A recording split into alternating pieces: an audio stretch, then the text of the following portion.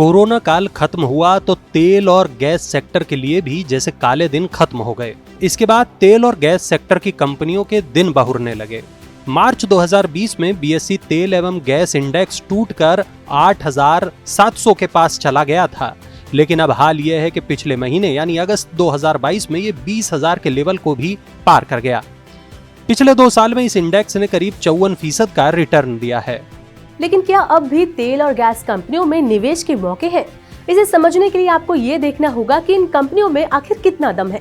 इसके लिए देखते हैं कि इस वित्त वर्ष की पहली यानी जून की तिमाही में इन कंपनियों के नतीजे कैसे रहे और इनका आउटलुक कैसा है। तो जवाब यह है कि पहली तिमाही में तेल गैस सेक्टर की कंपनियों के नतीजे मिले जुले रहे हैं। आईजीएल, एमजीएल, गुजरात गैस के नतीजे अनुमान से बेहतर, ओएनजीसी और आरआईएल के अनुमान से कमजोर, तो आईओसी, बीपीसीएल, एचपीसीएल के नतीजे बेहद निराशाजनक रहे।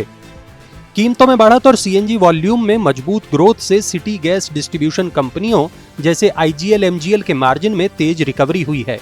तिमाही दर तिमाही के आधार पर आईजीएल और एमजीएल की गैस बिक्री वॉल्यूम में क्रमशः 2% और 9% की बिक्री और कामकाजी मार्जिन में 20% और 21% का सुधार हुआ।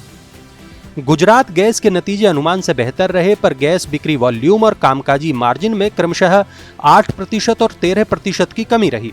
गैस ट्रांसपोर्टेशन कंपनियों में गैस मार्केटिंग सेगमेंट में मजबूत मुनाफे से गेल के बाकी सेगमेंट में कमजोर प्रदर्शन का असर खत्म हो गया और नतीजे अनुमान से बेहतर रहे।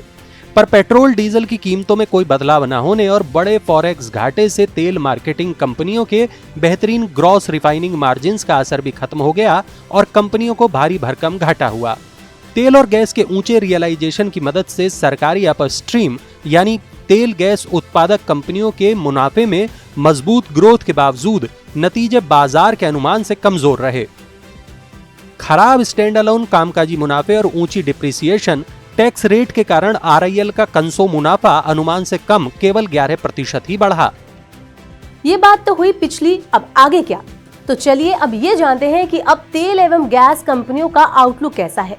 सीएनजी और पीएनजी के लिए एपीएम गैस का आवंटन 85% से बढ़ाकर 95% तक करना सिटी गैस डिस्ट्रीब्यूशन कंपनियों के लिए बड़ा पॉजिटिव संकेत है, क्योंकि इससे कंपनियों के वॉल्यूम और मार्जिन में सुधार होगा। सिटी गैस डिस्ट्रीब्यूशन कंपनियों के लिए घरेलू गैस की कीमतों की सीमा तय होने की संभावना है।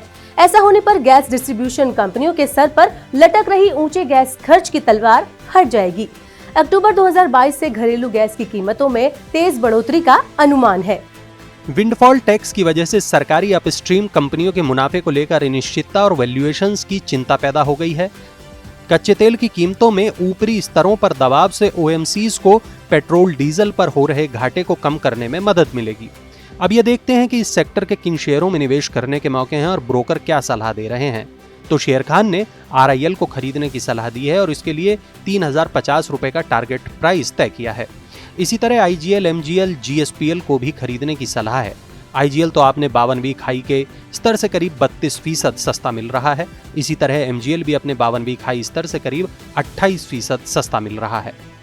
तो कुल मिलाकर एनर्जी सेक्टर के तेल एवं गैस कंपनियों में आपको निवेश के कई मौके दिख रहे हैं। हालांकि इनमें निवेश से पहले बेहतर ये होगा कि आप सेबी रजिस्टर्ड निवेश सलाहकार की राय जरूर लें।